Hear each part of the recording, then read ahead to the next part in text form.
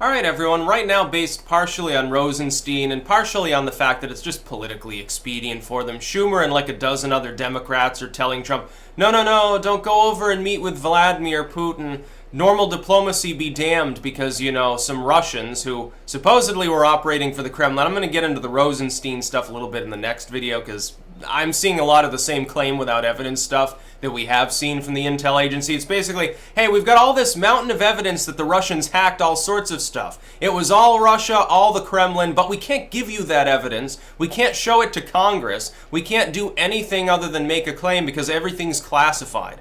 No, it's all an issue of national security. Basically, just trust us, you dumb fucks, is the line that Rosenstein and Mueller and people like that keep giving us.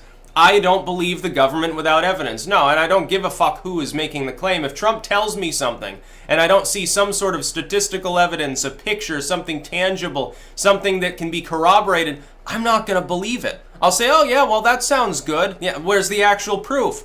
That's what we should be doing with government. You should always do that, not boil it down to a partisan bullshit. But Schumer is showing himself to be the neoliberal warmonger that others have suspected that he was. Here's the thing.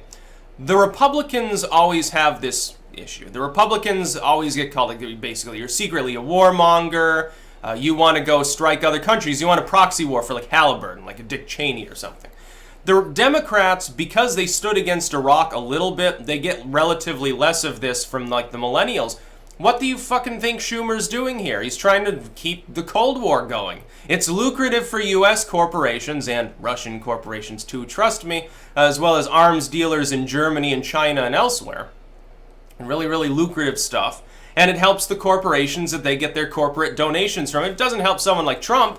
He spurns the corporate donation side of politics. But all the Democrats, along with like the McCain neocons, yeah, they need that money. And they get more of that money if they make more money for the people that profit off of war. Well, a Cold War is really great because you don't even have to have active combat. It's just you constantly are on a war footing. Oh, it's wonderful for industry. It is admittedly wonderful for some aspects of technology. The problem being, of course, one wrong move and everyone's dead. Now, therein lies the problem of the Cold War. That's the problem of MAD. But Chuck Schumer and others are acting a lot like their constituents. And their constituents are leaning on them to act like this. Let's, not just blame the people in the House or Senate who are telling Trump to not have normal relations with Putin. The concept is that a lot of people don't seem to fundamentally grasp the concept that it is good to have normalized diplomacy. On some level, it doesn't have to be completely chummy. It doesn't have to be jovial like, Bush with Putin in the first term of his presidency. You have to be able to at least talk to all the other world leaders, like with Kim Jong-un. You want to be able to talk to North Korea. You don't have to support the regime. You don't have to support their moral policies, their economic policies, their lame-ass claims of a war footing as though it was, our responsibility why they were developing hydrogen weapons. No, you don't have to support them, but you do have to talk to them. Otherwise, you can get problems happening. You can get a mistake and get a World War III situation going. It appears that that's what the neoliberals fundamentally want. I've got a real problem with the Democrats increasingly, because it's not just this.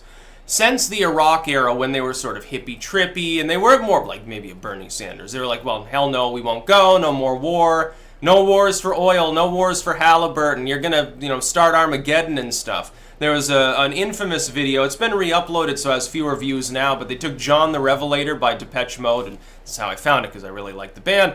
And they had sort of like this flash animation over it with Bush as one of the horsemen of the apocalypse, and it was all, very doomsday-ish. And then the Seven Angels were like blowing themselves up on a subway and weird shit like that. And it was explicitly like hyper-religious in the Armageddon sense. This is the sort of stuff that the left was circulating during the Zeitgeist era. Now it's coming a lot, it comes from like Protestant stuff. Back then, you didn't have to be like religious or even like, well, I love the Bible, I love Jesus, Hail America, to get into that sort of stuff, because it really did seem like we were on the eve of destruction. And so the left, partially opportunistically, took that up as a sort of a banner and said, no, we don't want war, we want transparent government, we want it accountable. By the way, Mr. Bush, aren't you setting us up for economic failure? And it was all wonderful. It was actual leftism. And not in the abusive social justice warrior sense. People were a little bit too concerned about surviving and not having World War III. They were a little bit more concerned with that than they were the color of someone's hair or haranguing about how one person said one offensive thing and they need to be deplatformed. There was no sense in the left at the time of needing to, or wanting to, in fact, deplatform anybody. It was very much a very libertarian-leaning sort of thing during the Iraq War era.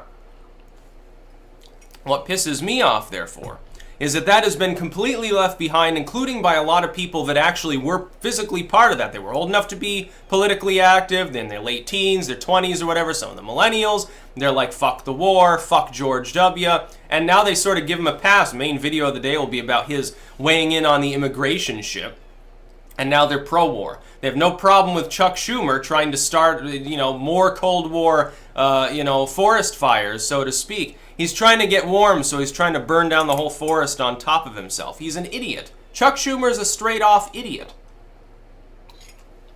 Some of his compatriots are the same. I hazard a guess here. You're not going to see, like, the progressives clamoring for this. They're going to be, like, take a hands-off approach and be like, well, a normalized diplomacy is okay.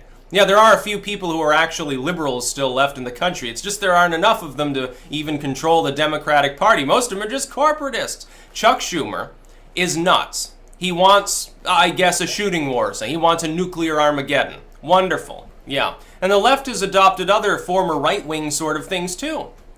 The argument against free speech is very much similar to what the Bushites were saying in the mid-2000s. Basically, we've started a war, get behind your president, shut the fuck up. You're not a patriot if you don't. By the way, we need to look through your library records and your search history online, and we need to, rummage through your trash at night. Make sure that you're not, reading the anarchist cookbook or something. That's how the Bush era was. A lot of people seem to have forgotten that. Only the thing is, it never ended. It just had a paradigm flip, so to speak, with regards to partisan politics, not ideology. Ideology remains more or less stable. The neolibs and neocons are joined at the hip, so to speak. They're like Siamese twins. Yeah, they're separate individuals, but, they can't ever unconjoin because they're so similar. And so basically you got two morons talking at you and they're saying basically the same thing in different ways. They've taken up the line of being pro-opaque government, basically like trust the intel agencies. They don't need to give you any evidence. And you're a conspiracy theorist who wears a tinfoil hat if you want evidence. It's crazy. It's totally crazy that 10 years ago, the flip has been so complete that some of the same people 10 years ago that were like, I just want to smoke weed and not go get shot at and, stop the war, that they've become like total police status now. They were worried about their skull getting cracked by, a riot cop. Now they love that sort of stuff. They're like total establishmentarian sellouts, and so is Chuck Schumer. It's like the same people in politics. Which is why we need to start putting term limits, I think, on Congress at some point. Like, hey, you can have your, the senators should serve up to 2 4-year terms. I don't know why they do it in 6. And we should have the same for the House, or like 4 2-year terms, or whatever you have to put in place to get some of the older detritus out of Congress. Because, if you had term limits at all, half of Congress would be vacated in a single cycle. Because a lot of those people have already been there for 3 or 4 terms. We need to do that. Because these people are going to start World War III if we don't stop them. That's about all. Peace out.